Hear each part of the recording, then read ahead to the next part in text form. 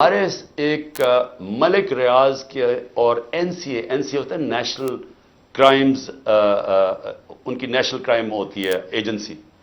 वो एनसीए ने मलिक रियाज के पैसे फ्रीज कर दिए 190 मिलियन पाउंड इंग्लैंड के अंदर।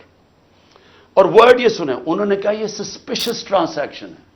उन्होंने मनी लॉन्ड्रिंग नहीं कहा, उन्होंने कहा कि हमें शक है कि ये पैसा ये व्हाइट पैसा नहीं है, ब्लैक का पैसा। उन्होंने पैसे फ्रीज कर दिए। मलिक रियाज और एनसीए के बीच में एक एग्रीमेंट हो जाती है, उनके वकील एग्रीमेंट कर लेते हैं। उस एग्रीमेंट के तहत यह फैसला होता है, मलिक रियाज कहता है कि ये जो 190 मिलियन पाउंड है, ये मैं पाकिस्तान में जो मैंने सुप्रीम कोर्ट को वादा किया था, जो मेरे ऊपर जुर्माना लगा था, मैं ये उस अकाउंट में डालना चाहता हूं सुप्रीम कोर्ट के। हमारी कैबिनेट के सामने अब यह आता है कि आपके पास दो चॉइसेस हैं। अगर आप इसको, ये एग्रीमेंट को कॉन्फिडेंशियल रखेंगे, यानी आप कैबिनेट के अंदर खोलेंगे नहीं, क्योंकि उनका यह था कि जब कैबिनेट में एग्रीमेंट खुलेगी तो वो पब्लिक हो जाएगी, क्योंकि कैबिनेट के मिनट्स पब्लिक हो जाते हैं। तो उन्होंने कहा क्योंकि वो पब्लिक हो जाएगी इसलिए हम इसको कॉन्फिडेंशियल रखते हैं, लेकिन अगर अदालत खोलना चाहे तो वो खोल सकती है, या कोई एजेंसी नैब कोई खोलना चाहे खोल सकती है। ये थी एग्रीमेंट। लेकिन अगर आप ये नहीं मानते, अब ये जरा गौर से सुने, अगर आप इसको कॉन्फिडेंशियल नहीं रखते तो आपको पाकिस्तान की गवर्नमेंट को बरतानिया के अंदर जाके केस करना पड़ेगा कि ये जो 190 मिलियन पाउंड है ये पाकिस्तान से मनी लॉन्ड्रिंग होके गया है, और आपको साबित करना पड़ेगा कि ये पाकिस्तान से मनी लॉन्ड्रिंग हुई है। अब समझ गए? अब अगर आप ये केस हार गए तो ये पैसा इंग्लैंड में रह जाएगा, ये आपका 190 मिलियन पाउंड चला जाएगा, ये इंग्लैंड में रह जाएगा। तो अगर आपको केस जीत जाते हैं तो फिर वो पाकिस्तान में आएगा, और वो दूसरी मद में आएगा। वो आएगा उस मद के अंदर के ये जो सुप्रीम कोर्ट की जो अकाउंट है उसमें नहीं जाएगा, गवर्नमेंट ऑफ पाकिस्तान को आ जाएगा मनी लॉन्ड्रिंग का। अब कैबिनेट के अंदर डिस्कशन क्या होती है? हमें बताया जाता है कि $100 मिलियन पाकिस्तान लिटिगेशन में, यानी हम वकीलों को दे बैठे हैं और पैसा डूब चुका है $100 मिलियन, और कुछ नहीं हमें मिला वापस। हमें लीगल एक्शन से आज तक एक आना नहीं मिला, और उन्होंने कहा ये 5-6 साल लिटिगेशन चलेगी, और कोई गारंटी नहीं है कि आप साबित कर सकेंगे कि जी मनी लॉन्ड्रिंग का पैसा है आप ये, और अगर आपने साबित ना किया तो ये पैसा इंग्लैंड चला गया।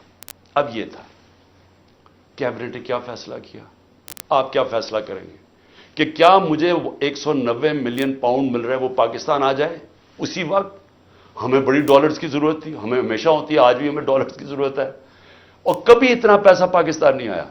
क्या हम इस पैसे को फौरी तौर पे ले आए और स्टेटमेंट में कर दें, या फिर हम कानूनी कार्रवाई में पड़े जो कि 5-6 साल चलेगी और पता नहीं पैसा आएगा नहीं? मुझे एक आदमी बता दें कि जो इससे इख्तलाफ करेगा कि वो पैसा पाकिस्तान ले आओ। मैं ये पूछना चाहता हूं कि कौन सा अहमक होगा जो पता होगा कि आपने केस भी नहीं, यानी कौन सा ये जुआ खेलेगा और 5-6 साल इंतजार करो और हो सकता है पैसा ही ना आए?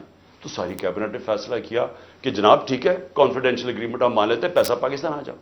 पैसा पाकिस्तान आ गया, स्टेट बैंक के अंदर डिपॉजिट हो गया, सुप्रीम कोर्ट के अंदर वो पैसा डिपॉजिट हो गया 190 मिलियन पाउंड।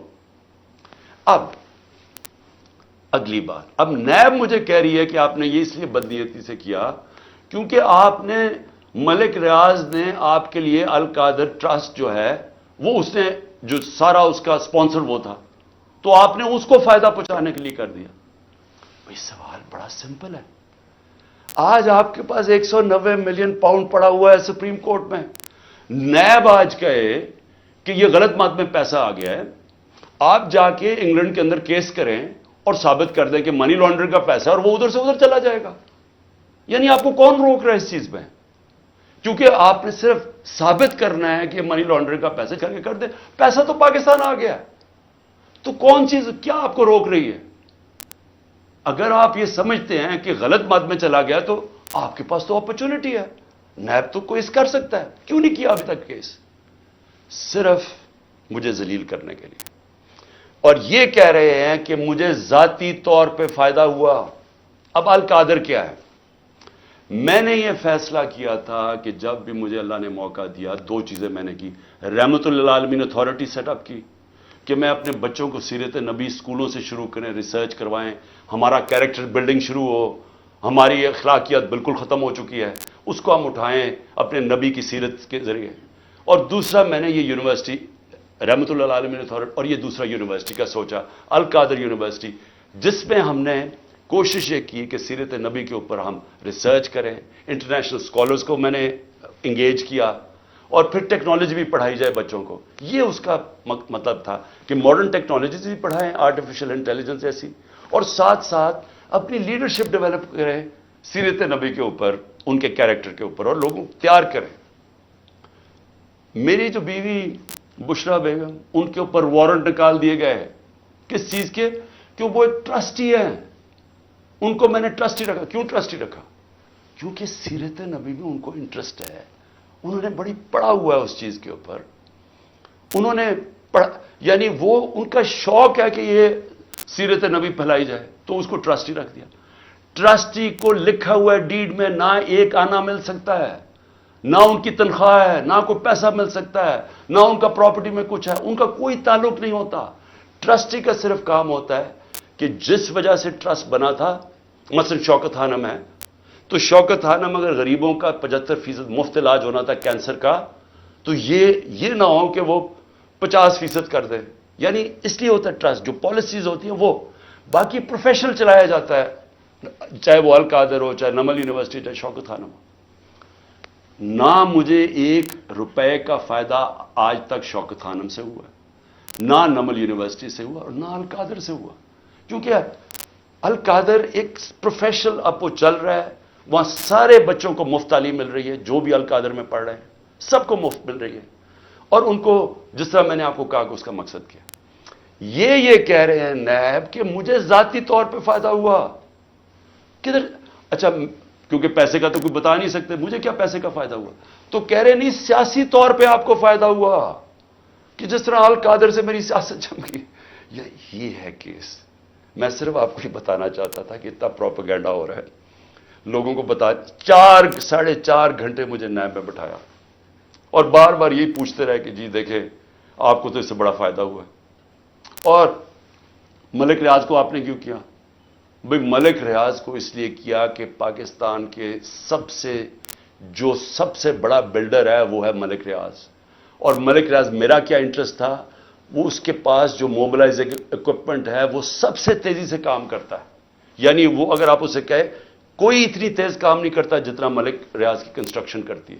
میرا انٹرسٹ کیا تھا کہ وہ جلدی سے سیٹ اپ ہو القادر، جتنی جلدی سیٹ اپ ہو، اور میں اگر پرائم منسٹر تھا میں ان کو فائدہ پہنچا سکوں، انٹرنیشنل اسکالرز لا سکوں ہوتے ہوئے اس وقت۔ میرا تو صرف یہ انٹرسٹ تھا، اور مجھے اس سے کیا انٹرسٹ ہے؟ جس طرح ہر سال شوکت خانم میں 9 ارب روپیہ اکٹھا ہوتا ہے، تو کیا وہ میری ذات کے لیے ہو رہا ہے؟